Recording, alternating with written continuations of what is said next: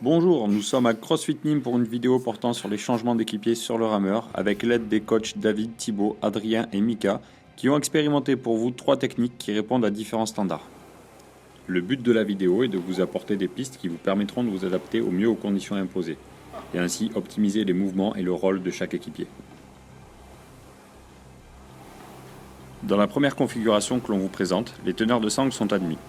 L'exemple que vous regardez nécessite au minimum 4 personnes. Le rôle des teneurs de sangle est évident.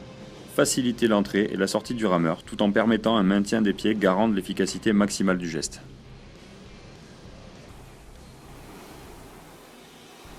L'organisation que l'on peut mettre en place à 4 est un roulement sur chaque rôle. Le rameur sortant prend la place du teneur de sangle qui se préparera à aller ramer immédiatement.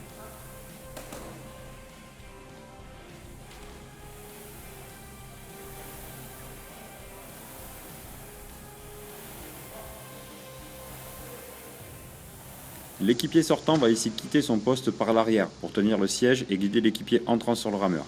Ce dernier devra simplement s'occuper de commencer à ramer le plus vite possible.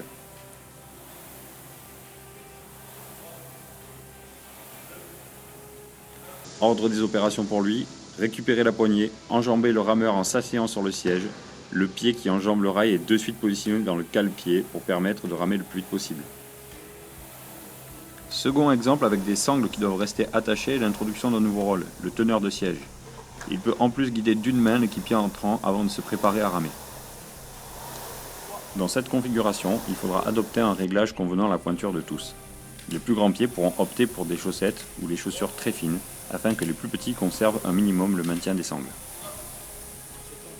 Si vous disposez d'un 4e équipier, il pourra porter assistance aux autres dans l'installation par exemple.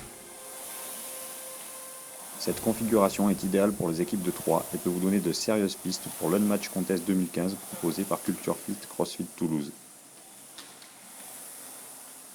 Dernière configuration, celle qui vous impose de s'installer et de descendre au sol du rameur, la plus commune dans les courses d'aviron indoor.